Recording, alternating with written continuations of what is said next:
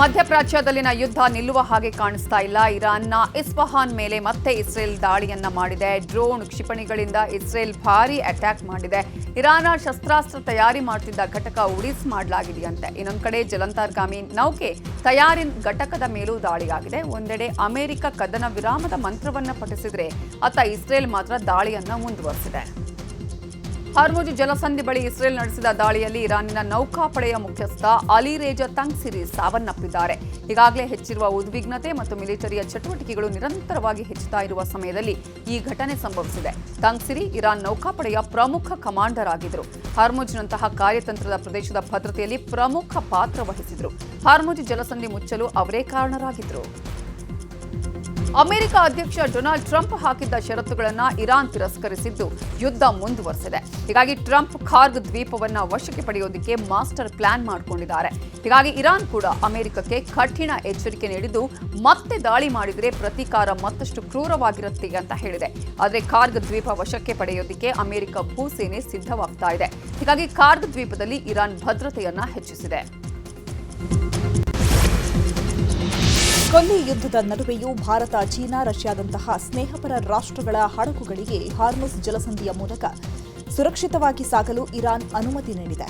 ವಿಶ್ವಸಂಸ್ಥೆಯ ಮನವಿಯ ಮೇರೆಗೆ ಈ ನಿರ್ಧಾರ ಕೈಗೊಳ್ಳಲಾಗಿದೆ ಅಂತ ಇರಾನ್ ಹೇಳಿದೆ. ಚೀನಾ, ರಷ್ಯಾ, ಭಾರತ, ಇರಾಕ್ ಮತ್ತು ಪಾಕಿಸ್ತಾನದ ಹಡಗುಗಳಿಗೆ ಹಾರ್ಮುಜ್ ಜಲಸಂಧಿಯ ಮೂಲಕ ಹಾದು ಹೋಗಲು ಅನುಮತಿ ಇದೆ ಅಂತ ಇರಾನಿನ ವಿದೇಶಾಂಗ ಸಚಿವರು ಹೇಳಿದ್ದಾರೆ. ಮುಂಬೈನಲ್ಲಿರೋ ಇರಾನಿನ ಕಾನ್ಸುಲೇಟ್ ಜನರಲ್ ಕೂಡ ಇದನ್ನು ಸಾಮಾಜಿಕ ಮಾಧ್ಯಮದಲ್ಲಿ ದೃಢಪಡಿಸಿದೆ. ಮಧ್ಯಪ್ರಾಚ್ಯದ ಯುದ್ಧದಿಂದಾಗಿ ಭಾರತದಲ್ಲಿ ಎಲ್ಪಿಜಿ ಸಿಲಿಂಡರ್ ಸಮಸ್ಯೆಯಾಗಿದೆ. ಈ ಹಿನ್ನೆಲೆ ನಾಳೆ ಎಲ್ಲಾ ರಾಜ್ಯಗಳ ಮುಖ್ಯಮಂತ್ರಿಗಳ ಜೊತೆ ಪ್ರಧಾನಿ ಮೋದಿ ವರ್ಚುವಲ್ ಸಭೆ ನಡೆಸಲಿದ್ದಾರೆ. ನಾಳೆ ಸಂಜೆ 6:30ಕ್ಕೆ ವಿಡಿಯೋ ಕಾನ್ಫರೆನ್ಸ್ ಮೂಲಕ ಮೀಟಿಂಗ್ ಮಾಡಲಿದ್ದು ರಾಜ್ಯಗಳಲ್ಲಿನ ಗ್ಯಾಸ್ ಸಮಸ್ಯೆ ಬಗ್ಗೆ ಪ್ರಧಾನಿ ಮೋದಿ ಆಲಿಸಲಿದ್ದಾರೆ. ಇನ್ನು ಸಮಸ್ಯೆಯ ಬಗ್ಗೆ ಪರ್ಯಾಯ ವ್ಯವಸ್ಥೆಯ ಬಗ್ಗೆಯೂ ಚರ್ಚೆ ನಡೆಸಲಿದ್ದಾರೆ. ರಾಜ್ಯದಲ್ಲಿ ಗ್ಯಾಸ್ ಅಭಾವದ ಮಧ್ಯೆಯೇ ಗುಡ್ ನ್ಯೂಸ್ ಒಂದು ಸಿಕ್ಕಿದೆ. ಇವತ್ತು ವಿಯೆಟ್ನಾಂ ಬಾವ್ಟದೊಂದಿಗೆ ಮಂಗಳೂರಿಗೆ ಅಪೋಲೋ ಓಷಿಯನ್ ಹೆಸರಿನ ಬೃಹತ್ ಹಡಗು ಆಗಮಿಸಿದೆ. ಗುಜರಾತ್ ವಾದಿನಾರ್ ಬಂದರಿನಿಂದ ನವಮಂಗಳೂರು ಬಂದರಿಗೆ 17,600 ಮೆಟ್ರಿಕ್ ಟನ್ ಎಲ್ಪಿಜಿಯನ್ನು ಹಡಗು ಹೊತ್ತು ತಂದಿದೆ.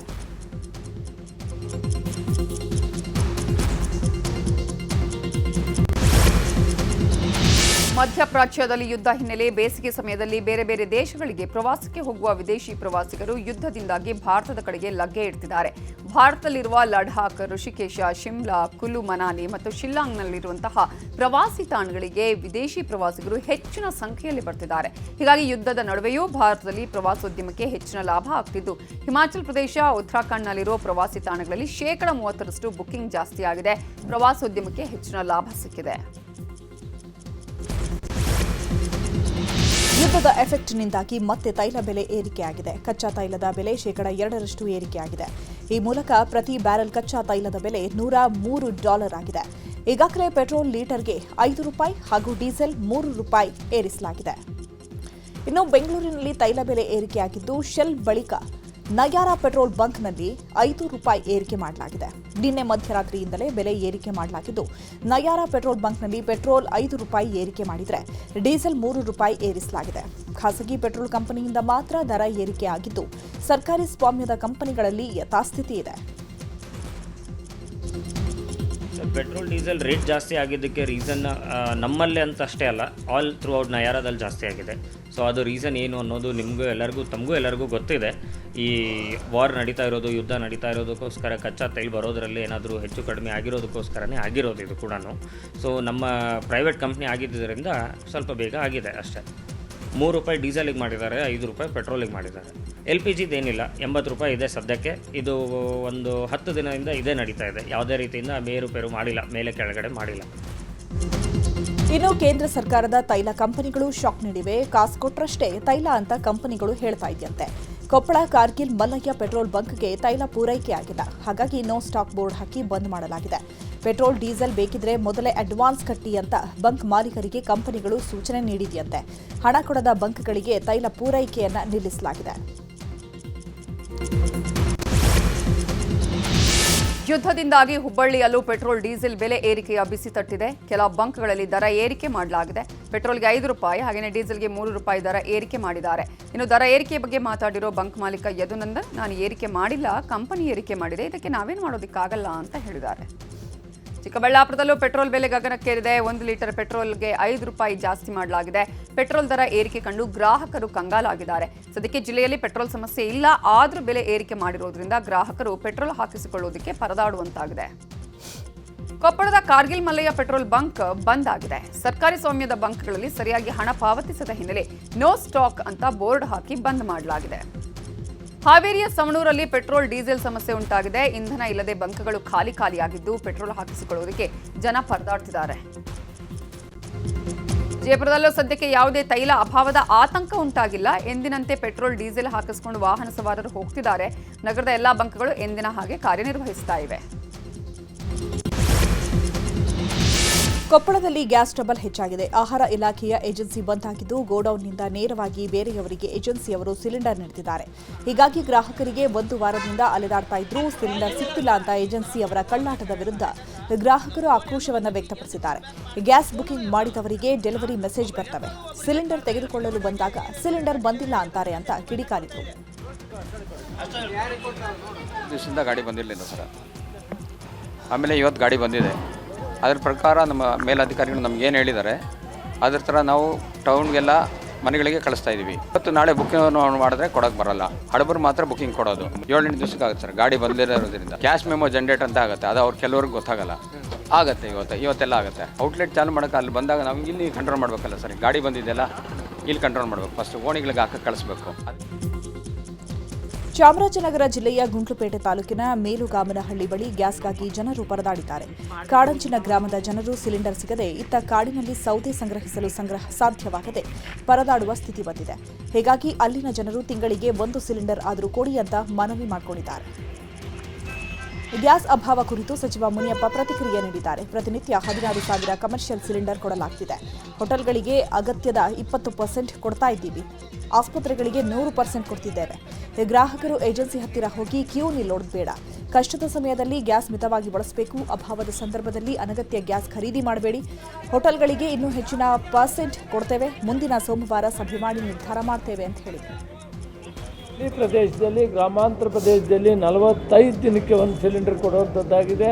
ಅದು ಸ್ಟ್ಯಾಂಡರ್ಡ್ ಮೊದಲಿಂದ ಬರೆದು ಒಂದು ಕುಟುಂಬಕ್ಕೆ 4ರಿಂದ 5 ಜನ ಇರ್ತಾರೆ. ಅದನ್ನು ಆಧಾರ ಇಟ್ಕೊಂಡು ಇದನ್ನು ಕೊಡ್ತಾರೆ. ಜೊತೆಗೆ ನಾನು ಸಾರ್ವಜನಿಕರಲ್ಲಿ, ಗ್ರಾಹಕರಲ್ಲಿ ಮನವಿ ಮಾಡ್ತೀನಿ, ಕಷ್ಟಕಾಲ, ಯುದ್ಧ ನಡೀತಾ ಇದೆ. ಯುದ್ಧ ಇನ್ನೂ ಸಂಪೂರ್ಣವಾಗಿ ನಿಂತಿಲ್ಲ, ಮಾತುಕತೆ ನಡೀತಾ ಇದೆ. ಕೇಂದ್ರ ಸರ್ಕಾರ ಅದರ ಬಗ್ಗೆ ಕಾಳಜಿ ವಹಿಸಿದೆ.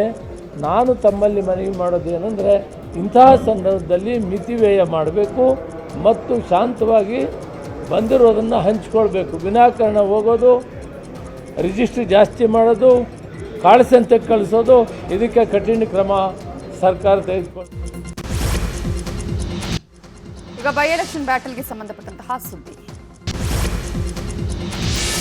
ದಾವಣಗೆರೆ ದಕ್ಷಿಣ ಕ್ಷೇತ್ರದ ಉಪಚುನಾವಣೆಯಲ್ಲಿ ಕಾಂಗ್ರೆಸ್ ಪಕ್ಷಕ್ಕೆ ಬಂಡಾಯದ ಬಿಸಿ ತಟ್ಟಿದೆ. ಕಾಂಗ್ರೆಸ್ ಪಕ್ಷದ ಅಭ್ಯರ್ಥಿ ಸಮರ್ಥ್ ಶಾಮನೂರು ವಿರುದ್ಧ ಸಾದಿಕ್ ಪೈಲ್ವಾನ್ ಬಂಡಾಯ ಅಭ್ಯರ್ಥಿಯಾಗಿ ಕಣದಲ್ಲಿಳಿದಿದ್ದಾರೆ. ನಾಮಪತ್ರ ಹಿಂಪಡೆಯೋದಕ್ಕೆ ಸಂಜೆ 3 ಗಂಟೆವರೆಗೂ ಅವಕಾಶ ಇತ್ತು, ಆದರೆ ಸಾದಿಕ್ ಪೈಲ್ವಾನ್ ನಾಮಪತ್ರ ವಾಪಸ್ ಪಡೆಯಲಿಲ್ಲ. ಬಂಡಾಯ ಸ್ಪರ್ಧೆಗೆ ಮುಂದಾಗಿರೋ ಸಾದಿಕ್ ಪೈಲ್ವಾನ್ ನಾಮಪತ್ರ ವಾಪಸ್ ಪಡೆಯದೆ ಸ್ಪರ್ಧೆ ಮಾಡ್ತೀನಿ ಅಂತ ಹೇಳಿದ್ದಾರೆ. ಸಾದಿಕ್ ಮನೆ ಬಳಿ ಭಾರೀ ಹೈಡ್ರಾಮವೇ ನಡೆಯಿತು. ಇನ್ನು ಸಾದಿಕ್ ಸುದ್ದಿಗೋಷ್ಠಿ ವೇಳೆ ಬಂದ ಶಾಸಕ ರಿಜ್ವಾನ್ ಅರ್ಷದ್, ಸಲೀಂ ಅಹಮದ್ ಸಾದಿಕ್ ಅವರನ್ನ ಮನೆಯೊಳಗೆ ಕರ್ಕೊಂಡು ಹೋಗಿ ಚರ್ಚೆ ಮಾಡಿದ್ದಾರೆ. ಆದರೆ ಅದಕ್ಕೂ ಸಾದಿಕ್ ಪೈಲ್ವಾನ್ ಒಪ್ಪಿಲ್ಲ. ಹೀಗಾಗಿ ಬಂದ ದಾರಿಗೆ ಸುಂಕ ಇಲ್ಲ ಅನ್ನುವಂತಹ ರೀತಿಯಲ್ಲಿ ಇಬ್ಬರು ನಾಯಕರು ವಾಪಸ್ ಆಗಿದ್ದು, ದಾವಣಗೆರೆಯಲ್ಲಿ ಕಾಂಗ್ರೆಸ್ ಬಂಡಾಯ ಸ್ಪರ್ಧೆಯಂತೂ ಫಿಕ್ಸ್ ಆಗಿದೆ. ನಾನು ತಮ್ಮ ಮಾಧ್ಯಮರ ಮೂಲಕ ನಾನು ರಣರಂಗ ಬಯಲಲ್ಲಿ ಇರ್ತಾನೆ, ಚುನಾವಣೆ ಮಾಡ್ತಾನೆ. ಯಾವ ಕಾರಣಕ್ಕೆ ಸರಿಯೋದಿಲ್ಲ, ನಾನು ಸರಿದ್ರೆ ಸಮಾಜ ಸರಿದಂಗೆ. ವಿಚಾರದಿಂದ ಇವತ್ತು ನಾವು ಸಾದಿಕ್ ಭೇಟಿ ಮಾಡಕ್ಕೆ ಬಂದು ಪಕ್ಷದ ಮುಖಂಡರು ಕೂಡ ಅವ್ರಿಗೆ ನೋವಾಗಿದೆ. ಈಗ ಮಾತಾಡಿದ್ದೀವಿ, ಮತ್ತೆ ಮಾತಾಡ್ತೀವಿ. ಎಲ್ಲ ಮುಖಂಡರು ಪ್ರಚಾರಕ್ಕೆ ಬರ್ತೀವಿ. ನಾವು ಮುಖ್ಯಮಂತ್ರಿ ಇರ್ಬೋದು ಅಥವಾ KPC ಅಧ್ಯಕ್ಷರು ಇರ್ಬೋದು, ಎಲ್ಲ ಮುಖಂಡರು ಬಂದು ಅದ್ರ ಮುಂಚೆ ಉಪಮುಖ್ಯ ಶಿವಕುಮಾರ್ ಅವರು ಬರ್ತಾರೆ, ಸಿದ್ದರಾಮಯ್ಯ ಬರ್ತಾರೆ, ಎಲ್ಲ ಬರ್ತಾರೆ. ಮತ್ತೆ ಅವ್ರನ್ನ ಕರೆಸಿ ಮಾತಾಡ್ತೀವಿ. ಈ ಸದ್ಯಕ್ಕೆ ಅವ್ರಿಗೆ ಸ್ವಲ್ಪ ನೋವಾಗಿದೆ. ಅವ್ರಿಗೆ ನೋವಾಗಿರೋದು ಅಂತೂ ನಿಜ. ಭಾಳ ವರ್ಷಗಳಿಂದ ಅವರ ಸತತ ಪ್ರಯತ್ನಗೂ ಇದೆ, ಇಲ್ಲಿ ಶಾಸಕನಾಗಬೇಕು ಅಂತ ಇದೆ. ಮತ್ತು ಅವರು ಒಳ್ಳೆ ಜನರಲ್ಲಿ ಅವರ ಅಭಿಪ್ರಾಯನೂ ಚೆನ್ನಾಗಿದೆ. ಮತ್ತು ಅವ್ರು ನಮ್ಮ ಕುಟುಂಬದ ಸದಸ್ಯರು. ಈ ಟೈಮ್ ಆಗದೇ ಇರಲಿ, ಮತ್ತೆ ಕೂತ್ಕೊಂಡು ಮಾತಾಡ್ತೀವಿ. ಸಿನ್ಸ್ ಈಗ ಟೈಮ್ ಆಗೋಗಿದೆ, ಈಗ ಈ ಬಿಸಿಯಲ್ಲಿ ಮಾತಾಡೋದು ಬೇಡ. ಸಮೀರ್ ಅಹಮದ್ ಅವರು ಮುಂದೆ ಇರ್ತಿದ್ರು, ಆದರೆ ಈ ಬಾರಿ ಇಲ್ಲಿ ಕಾಣಿಸ್ಕೊಂಡಿರಲಿಲ್ಲ. ಅವರು ಬರ್ತಾರೆ, ಎಲ್ಲ ನಾಯಕರು ಬರ್ತಾರೆ, ಜಮೀರ್ ಅವರು ಬರ್ತಾರೆ. ನಾವು ಬಾಗಲಕೋಟೆಯಲ್ಲಿ ಬೈ ಎಲೆಕ್ಷನ್ ಅಖಾಡ ರಂಗೇರಿದೆ. ನಾಮಪತ್ರ ಹಿಂಪಡೆಯಲು ಇಂದೇ ಕೊನೆಯ ದಿನವಾಗಿದೆ. ಅಂತಿಮವಾಗಿ ಚುನಾವಣಾ ಕಣದಲ್ಲಿ 9 ಅಭ್ಯರ್ಥಿಗಳು ಉಳ್ಕೊಂಡಿದ್ದಾರೆ. 14 ಅಭ್ಯರ್ಥಿಗಳ ಪೈಕಿ ಪಕ್ಷೇತರವಾಗಿ ಸ್ಪರ್ಧೆ ಮಾಡಿದ 5 ಅಭ್ಯರ್ಥಿಗಳು ನಾಮಪತ್ರ ಹಿಂಪಡೆದಿದ್ದಾರೆ. ನಾಮಪತ್ರ ಹಿಂಪಡೆಯಲು ಇವತ್ತು ಮಧ್ಯಾಹ್ನ 3 ಗಂಟೆವರೆಗೆ ಕಾಲಾವಕಾಶ ನೀಡಲಾಗಿತ್ತು.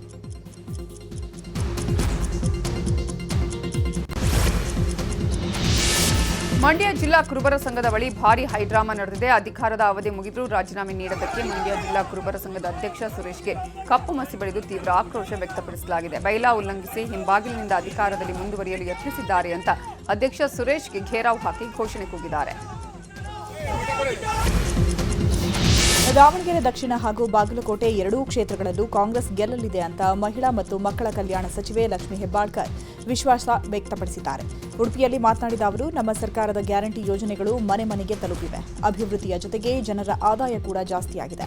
ಮಹಿಳಾ ಮತದಾರರು ಸಂತೋಷದಲ್ಲಿದ್ದಾರೆ. ಮಹಿಳಾ ಮತದಾರರು ಖುಷಿಯಾಗಿದ್ದಾರೆ. ದಾವಣಗೆರೆ ದಕ್ಷಿಣ ಹಾಗೂ ಬಾಗಲಕೋಟೆ ಎರಡೂ ಕ್ಷೇತ್ರಗಳಲ್ಲೂ ಕಾಂಗ್ರೆಸ್ ಅಭ್ಯರ್ಥಿಗಳಿಗೆ ಜಯವಾಗಲಿದೆ ಅಂತ ಹೇಳಿದರು. ಸಾಮಾನ್ಯವಾಗಿ ರಾಜ್ಯದಲ್ಲಿ ಯಾವ ಸರ್ಕಾರ ಇರುತ್ತೋ ಆ ಸರ್ಕಾರಗಳ ಬಗ್ಗೆ ಸಾಮಾನ್ಯವಾಗಿ ಮತದಾರರ ಒಲವು ಜಾಸ್ತಿ ಆಗಿರುತ್ತೆ. ಅದರಲ್ಲೂ ನಮ್ಮ ಗ್ಯಾರಂಟಿಗಳಿಂದ ಇವತ್ತು ನಾವು ಮನೆ ಮನೆಯನ್ನು ತಲುಪಿದ್ದೇವೆ. ಅಭಿವೃದ್ಧಿಯ ಜೊತೆಯಲ್ಲಿ ಅವರ ಬೇಸಿಕ್ ಇನ್ಕಮ್ ಕೂಡ ಜಾಸ್ತಿ ಮಾಡಿದ್ದೇವೆ. ಎಸ್ಪೆಷಲಿ ಮಹಿಳಾ ಮತದಾರರು ಬಹಳಷ್ಟು ಸಂತೋಷದಿಂದ ಇದ್ದಾರೆ. ನಮಗೆ ವಿಶ್ವಾಸವಿದೆ, 2 ಬೈ ಎಲೆಕ್ಷನ್ನಲ್ಲಿ ನಾವು ಗೆಲ್ತೀವಿ. ಸಾಮಾನ್ಯವಾಗಿ ರಾಜ್ಯದಲ್ಲಿ ಯಾವ ಸರ್ಕಾರ ಇರುತ್ತೋ ಆ ಸರ್ಕಾರಗಳ ಬಗ್ಗೆ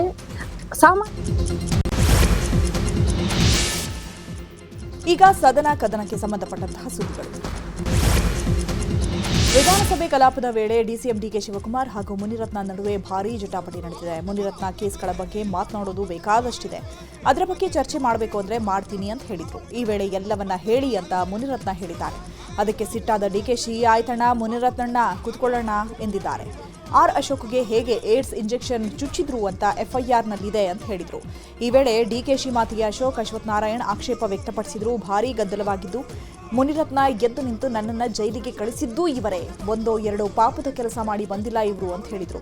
ಈ ವೇಳೆ ನೀನೊಬ್ಬ ರೇಪಿಸ್ಟ್ ಅಂತ ಡಿಕೆಶಿ ಹೇಳಿದ್ದಾರೆ. ಸದನದಲ್ಲಿ ಭಾರೀ ಗದ್ದಲ ಗಲಾಟೆ ಉಂಟಾಯಿತು. ಇನ್ನು ಪರಿಷತ್ ಕಲಾಪವನ್ನು ಸ್ಪೀಕರ್ ಖಾದರ್ ಅನಿರ್ದಿಷ್ಟಾವಧಿ ಮುಂದೂಡಿಕೆ ಮಾಡಿದರು.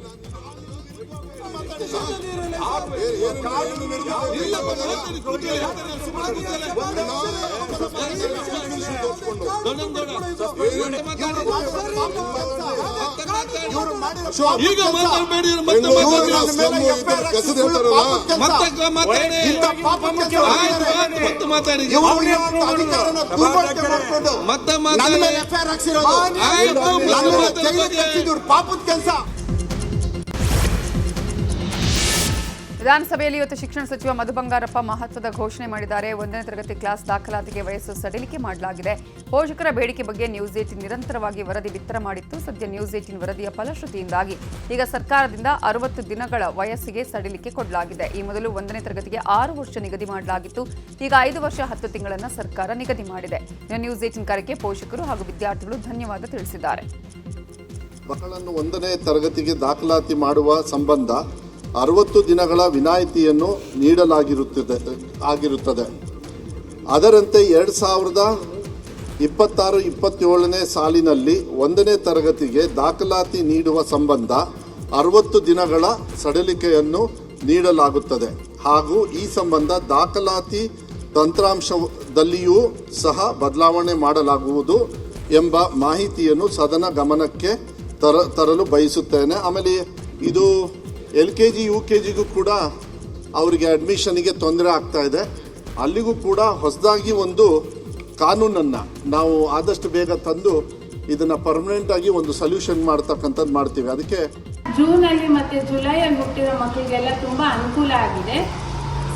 ಸರ್ಕಾರಕ್ಕೆ ಮತ್ತು ನಮಗೆ ಆ್ಯಕ್ಚುಲಿ ಸ್ಟಾರ್ಟಿಂಗಿಂದ ಕವರ್ ಮಾಡ್ತಾ ಇರೋ ನ್ಯೂಸ್ 18 ಚಾನೆಲ್ ಅವ್ರಿಗೆ ತುಂಬ ಧನ್ಯವಾದಗಳು ಹೇಳಬೇಕಿತ್ತು. Thank you very much. 1ನೇ ತರಗತಿ ಅಡ್ಮಿಷನ್ಗೆ 60 ದಿನಗಳ ವಿನಾಯಿತಿ ಅನೌನ್ಸ್ ಮಾಡಿದ್ದಾರೆ. ಸುದ್ದಿ ಕೇಳಿ ತುಂಬ ಖುಷಿ ಆಯಿತು. ನಾನು ಪೋಷಕರ ಪರವಾಗಿ ಈ ಮೂಲಕ ನಮಗೆ ಈ ಹೋರಾಟದಲ್ಲಿ ಸಹಕರಿಸಿದಂಥ ನ್ಯೂಸ್ 18 ತಂಡಕ್ಕೆ, ನ್ಯೂಸ್ 18 ವರದಿಗಾರರು,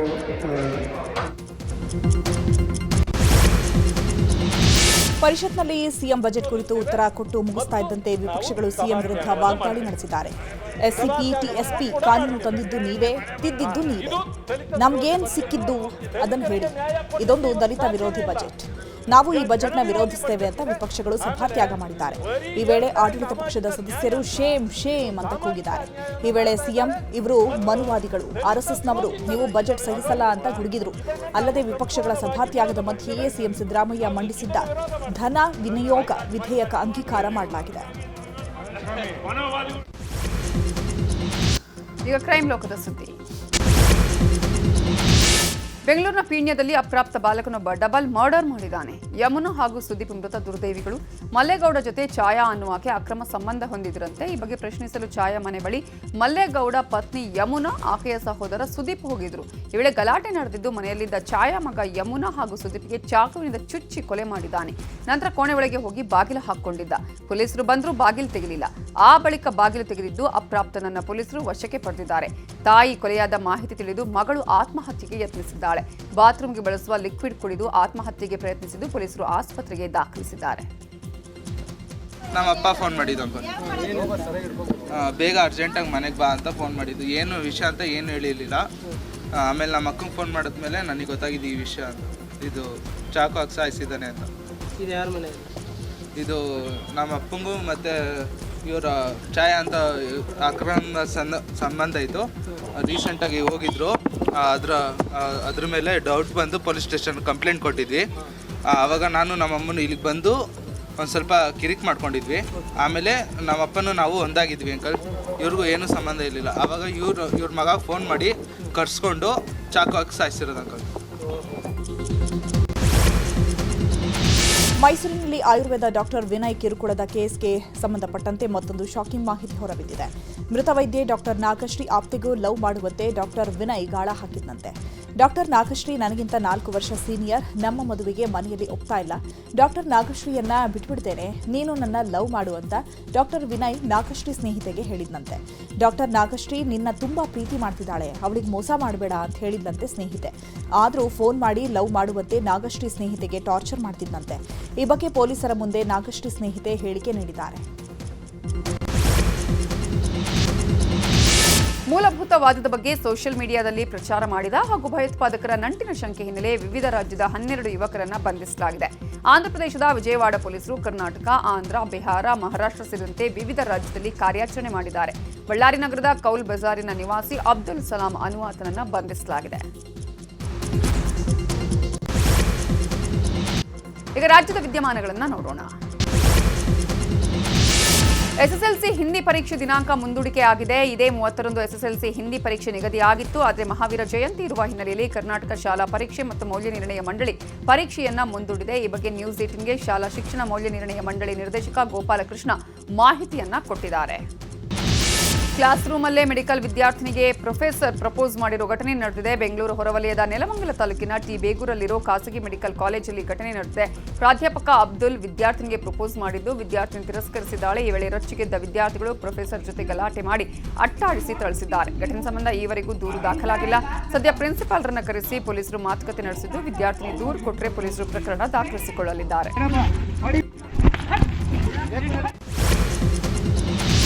ಪ್ರಾಥಮಿಕ ಘನತ್ಯಾಜ್ಯ ಸಂಗ್ರಹಣೆ ಹಾಗೂ ವಿಲೇವಾರಿ ಗುತ್ತಿಗೆದಾರರ ಜೊತೆ ಬಿಎಸ್ಡಬ್ಲ್ಯೂಎಂಎಲ್ ಮುಖ್ಯ ಕಾರ್ಯನಿರ್ವಾಹಕ ಅಧಿಕಾರಿ ಕರಿಗೌಡ ಸಭೆ ಮಾಡಿದ್ರು. ಸಭೆ ಬಳಿಕ ಮಾತಾಡಿದ ಕರಿಗೌಡ, ನಮ್ಮ ನಿಯಮಗಳ ಪ್ರಕಾರ ಹಸಿ ಕಸ, ಒಣ ಕಸ, ಸ್ಯಾನಿಟರಿ ಕಸ, ಸ್ಪೆಷಲ್ ಕೇರ್ ಕಸವನ್ನ ಬೇರೆ ಬೇರೆಯಾಗಿ ಕಲೆಕ್ಟ್ ಮಾಡಬೇಕು. ಆದರೆ ಪೌರಕಾರ್ಮಿಕರು ಹೇಳ್ತಿರೋದು ಸಾರ್ವಜನಿಕರು ವಿಂಗಡಣೆ ಮಾಡಿ ಕೊಡೋದಿಲ್ಲ ಅಂತ. ಹೀಗಾಗಿ ಕಸ ವಿಂಗಡಣೆ ಮಾಡಿಕೊಡೋದಿದ್ರೆ 500ರಿಂದ 1,000 ರೂಪಾಯಿ ದಂಡ ವಿಧಿಸಲಾಗುತ್ತೆ. ಈ ನಿಯಮ ಏಪ್ರಿಲ್ 1ರಿಂದ ಕಾರ್ಯಾಚರಣೆಗೆ ಬರಲಿದೆ. ಜನರು ಪ್ರತ್ಯೇಕವಾಗಿ ಕೊಡ್ತಿಲ್ಲ, ಅದರಿಂದ ಸಮಸ್ಯೆ ಆಗ್ತಿದೆ ಅಂತ ಹೇಳಿದ್ದಾರೆ. ಅದಕ್ಕೆ ಪ್ರತಿ ಮನೆಯಿಂದ ಒಣ ಕಸ, ಹಸಿ ಕಸ, ಸ್ಯಾನಿಟ್ರಿ ಕಸ ಮತ್ತು ಸ್ಪೆಷಲ್ ಕೇರ್ ಕಸವನ್ನು ಪ್ರತ್ಯೇಕವಾಗಿ ಕೊಡ್ಸೋಕ್ಕೆ ನಾವು ಗುತ್ತಿಗೆದಾರರು ನಮ್ಮ ಸಂಸ್ಥೆ ಕಡೆಯಿಂದ, ಕಾರ್ಪೊರೇಷನ್ ಕಡೆಯಿಂದ ಲಿಂಕ್ ವರ್ಕರ್ಸು, AGMಸು, marshal supervisor, junior health inspector, PK supervisor ಅವರೆಲ್ಲ ಕೆಲಸ ಮಾಡ್ತೀವಿ. ಅವರು ನಮ್ಮ ಜೊತೆ ಕೈ ಜೋಡಿಸಿ, ಅಂದರೆ ಗುತ್ತಿಗೆದಾರರು ಒಟ್ಟಾಗಿ ಕೈ ಜೋಡಿಸಿ ಕೆಲಸ ಮಾಡ್ತೀವಿ ಅಂತ ಹೇಳಿದ್ದಾರೆ. ಮುಂದಿನ ದಿನಗಳಲ್ಲಿ ಈ ಕಸ ಬೇರ್ಪಡಿಸುವಿಕೆಯನ್ನು ಎಲ್ಲ ಸೇರಿ ಇನ್ನೂ ಸೆಗ್ರಿಗೇಷನ್ ಲೆವೆಲ್ನ ಜಾಸ್ತಿ ಮಾಡಿಸೋದು. IPL ಪಂದ್ಯಕ್ಕೆ ಚಿನ್ನಸ್ವಾಮಿ ಸ್ಟೇಡಿಯಂ ರೆಡಿ ಆಗ್ತಿದೆ. ಶನಿವಾರ RCB ಹಾಗೂ ಹೈದರಾಬಾದ್ ನಡುವೆ ಹಣಾಹಣಿ ನಡೆಯಲಿದೆ. ಈ ಹಿನ್ನೆಲೆ ಚಿನ್ನಸ್ವಾಮಿಯಲ್ಲಿ ಭದ್ರತೆ ಬಗ್ಗೆ ಮಾಕ್ ಡ್ರಿಲ್ ಮಾಡಲಾಗಿದೆ. NSG ಪಡೆ ಪೊಲೀಸರಿಂದ ಭದ್ರತೆಯ ಬಗ್ಗೆ ಸುಮಾರು 1,000 ಪೊಲೀಸರು ಮಾಕ್ ಡ್ರಿಲ್ ಮಾಡಿದ್ದಾರೆ. ಇನ್ನು ಮಾಕ್ ಡ್ರಿಲ್ ವಿಚಾರವಾಗಿ ಪೊಲೀಸ್ ಕಮಿಷನರ್ ಸೀಮಂತ್ ಕುಮಾರ್ ಸಿಂಗ್ ಪ್ರತಿಕ್ರಿಯಿಸಿದ್ದಾರೆ. ಶನಿವಾರ RCB ಮ್ಯಾಚ್ ಹಿನ್ನೆಲೆ ಕಾಲ್ತುಳಿತದಲ್ಲಿ ಮೃತಪಟ್ಟ 11 ಜನರಿಗೆ ಆಸನವನ್ನ ಮೀಸಲಿಡಲಾಗಿದೆ. ಅಲ್ಲದೆ ಪ್ರತಿ ಮ್ಯಾಚ್ನ ಪ್ರಾಕ್ಟೀಸ್ಗೆ ಜೆರ್ಸಿ ನಂಬರ್ 11 ಬಳಕೆ ಮಾಡಲಾಗ್ತಿದೆ. ಹಾಗಾದರೆ ಸ್ಟೇಡಿಯಂನಲ್ಲಿ ಯಾವ ಜಾಗದಲ್ಲಿ 11 ಸೀಟ್ಗಳನ್ನು ಕಾಯ್ದಿರಿಸಲಾಗಿದೆ ಅನ್ನೋದರ ಎಕ್ಸ್ಕ್ಲೂಸಿವ್ ದೃಶ್ಯ ನ್ಯೂಸ್ 18ಗೆ ಲಭ್ಯವಾಗಿದೆ. ಇನ್ನು IPL 2026ರ ಉದ್ಘಾಟನಾ ಸಮಾರಂಭಕ್ಕೆ ಬ್ರೇಕ್ ಹಾಕಲಾಗಿದೆ. ಕಾಲ್ತುಳಿತದಿಂದ ಸತ್ತವರ ಗೌರವಾರ್ಥವಾಗಿ ಉದ್ಘಾಟನೆಯನ್ನ ರದ್ದು ಮಾಡಲಾಗಿದೆ. ಪ್ರತಿ ವರ್ಷದಂತೆ ಅದ್ದೂರಿ ಪ್ರಾರಂಭೋತ್ಸವ ಮಾಡದಿರಲು BCCI ನಿರ್ಧರಿಸಿದೆ ಎನ್ನಲಾಗ್ತಿದೆ. ಭೂಕಂಪಪಾತಕ್ಕೆ ದಾವೂದ್ ಇಬ್ರಾಹಿಂ ಹೆಸರು ಬರೆದಿರುವ ಖಾಸಗಿ ಬಸ್ಸೊಂದು ಚಿಕ್ಕಮಗಳೂರಲ್ಲಿ ಕಂಡು ಬಂದಿದೆ. ತಮಿಳುನಾಡಿನ ಇಂಜಿನಿಯರಿಂಗ್ ವಿದ್ಯಾರ್ಥಿಗಳನ್ನ ಚಿಕ್ಕಮಗಳೂರಿಗೆ ಪ್ರವಾಸಕ್ಕೆ ಕರೆತಂದ ಖಾಸಗಿ ಬಸ್ ಮೇಲೆ under world Dawood the real Don ಅಂತ ಬರೆಯಲಾಗಿದೆ.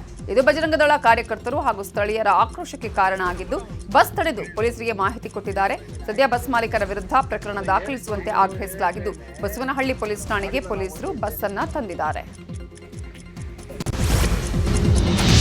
ನಾಳೆ ಲೋಕಸಭೆ ವಿಪಕ್ಷ ನಾಯಕ ರಾಹುಲ್ ಗಾಂಧಿ ಬೆಂಗಳೂರಿಗೆ ಆಗಮಿಸಲಿದ್ದಾರೆ. ನಾಳೆ ಸಂಜೆ ಬೆಂಗಳೂರಿನ ಭಾರತಿ ಸಿಟಿಯಲ್ಲಿ ನಡೆಯಲಿರುವ ಖಾಸಗಿ ಕಾರ್ಯಕ್ರಮಕ್ಕೆ ರಾಹುಲ್ ಆಗಮಿಸಲಿದ್ದು, ದಕ್ಷಿಣ ಭಾರತ ಸಂಗೀತಗಾರರ ಸಮ್ಮೇಳನದ ಮುಖ್ಯ ಅತಿಥಿಯಾಗಿ ರಾಹುಲ್ ಬರ್ತಿದ್ದಾರೆ. ತಾಯಿ ಸೋನಿಯಾ ಗಾಂಧಿಗೆ ಅನಾರೋಗ್ಯ ಹಿನ್ನೆಲೆ ಕೊನೆ ಘಳಿಗೆಯಲ್ಲಿ ಬೆಂಗಳೂರು ಭೇಟಿ ರದ್ದಾಗುವ ಸಾಧ್ಯತೆಯೂ ಇದೆ. ಲಂಡನ್ನ ಹೀಥ್ರೋಗೆ ತೆರಳುತ್ತಿದ್ದ ಏರ್ ಇಂಡಿಯಾದ A350 ವಿಮಾನವು ಸುಮಾರು 7 ಗಂಟೆಗಳ ಕಾಲ ಹಾರಾಟ ನಡೆಸಿದ ಬಳಿಕ ತಾಂತ್ರಿಕ ಸಮಸ್ಯೆಯಿಂದಾಗಿ ದೆಹಲಿಗೆ ಮರಳಿದೆ. ಇದೇ A350-900 VT JRF ವಿಮಾನ ಮಾರ್ಚ್ 15ರಂದು ತಾಂತ್ರಿಕ ಸಮಸ್ಯೆಯನ್ನು ಎದುರಿಸಿತ್ತು.